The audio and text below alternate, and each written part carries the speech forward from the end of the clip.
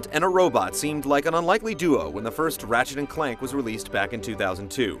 But massive explosions have a way of convincing, and Insomniac's obsession with creating polished games landed the franchise as one of the industry's biggest. After a quick flirtation with DLC and Quest for Booty, the Lombax and lovable Bucket of Bolts are back with the latest, and possibly last, entry in the franchise. Do they go out with a bang? Ready on set? I should never have quit dental school.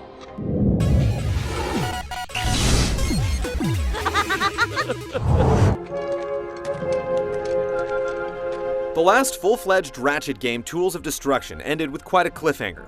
You're caught up to speed quickly here with a video that runs while the game is installed, and then you're thrust into the new plotline that is the tandem separated, attempting to uncover their past and discover their destinies. And you, my dear boy, look just like your father. This facilitates two parallel stories. Ratchet gets more attention as he tries to find his old pal and the fate of his species, but Clank's story is far more interesting. The little machine has quite a history that succeeds at humanizing him a great deal. Driving these two threads forward is your typical laundry list of bad guys bent on dominating the universe. In the exact center of the universe! Give or take 50 feet. Story is rarely a big component of games like this, but here it reads like a love letter to fans. All the loose ends are tied up and all the questions are answered. All right, Quark, you ready to let those stallions out of the stable? Many of the twists are easy to foresee as endless kidnappings give way to rescue missions, but the writing, while not as witty as past entries in the series, carries you through the game as you meet many of the biggest characters from the series' history. You realize this ship has an ejector seat, right? Sorry, I guess you could say I've been a little antsy in my pantsy at the thought of getting back into the hero business. The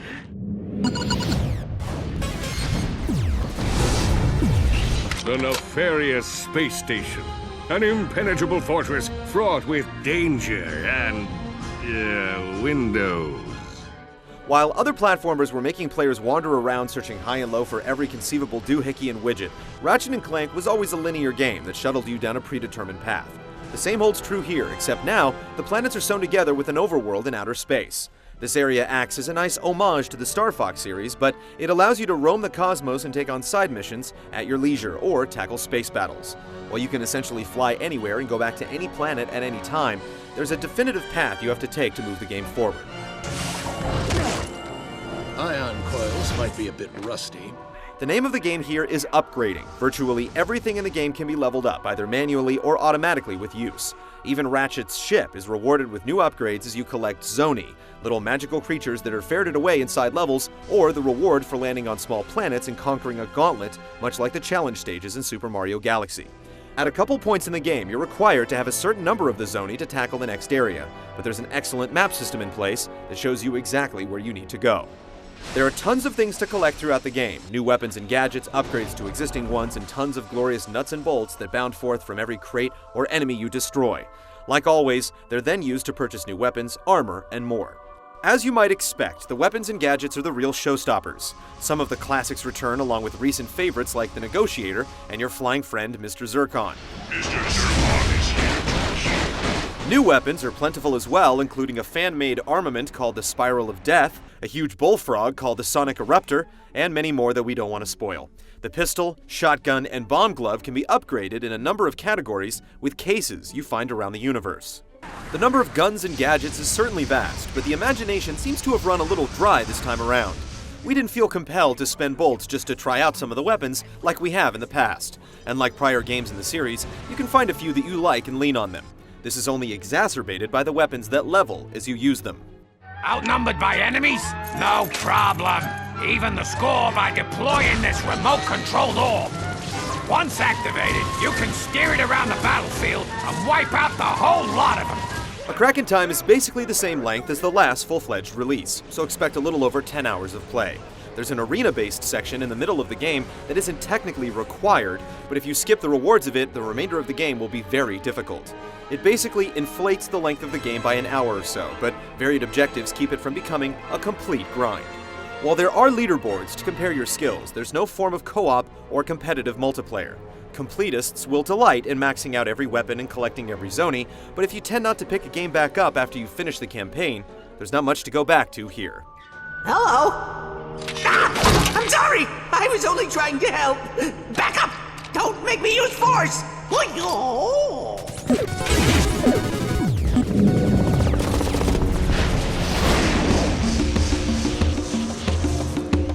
As you've grown to expect at this point, the gameplay in A Crack in Time is a mix of puzzles, platforming, and combat. With basically 2 different games running in parallel, each character has a specialty. Ratchet's quest relies heavily on gunplay, while Clank's stages lean a lot more on puzzles, with combat being primarily an afterthought.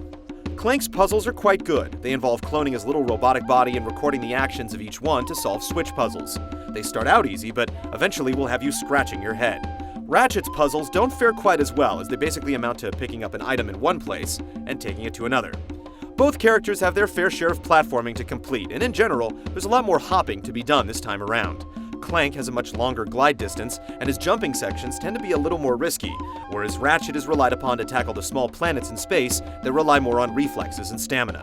Ratchet also receives the hover boots, which allow for high-speed jumps without too much risk, thanks to generously wide platforms.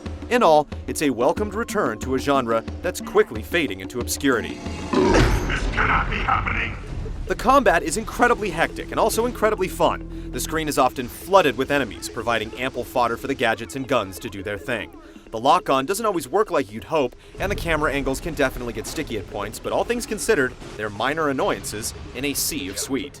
With cute characters like these two, it's no secret that the game needs to have broad appeal. This manifests in a challenge that takes a good 70% of the game to really establish itself. A harder difficulty setting does unlock once you finish it, but it won't matter to most.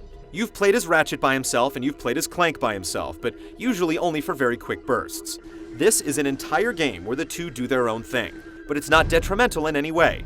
The increased emphasis on platforming is welcomed, and there are some great puzzles, but don't expect a departure from what you've come to expect from the series. What's he gonna do? Fly over the grid and activate the reboot switches? I'd love to see that.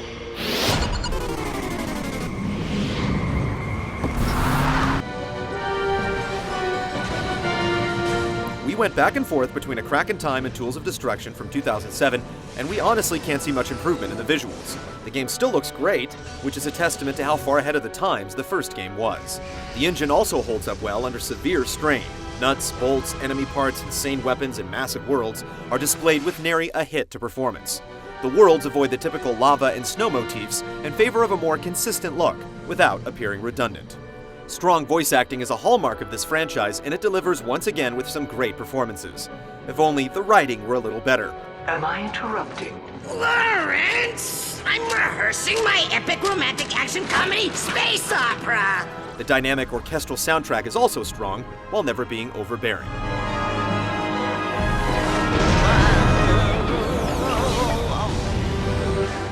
If A Crack in Time is indeed the final Ratchet and Clank game, then the series has been finished the right way, with a solid game that doesn't stray from what fans love while giving them plenty of service in the process.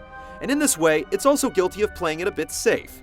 But when expectations are that high, and are met, it's a sure sign of a quality game. Are you ready?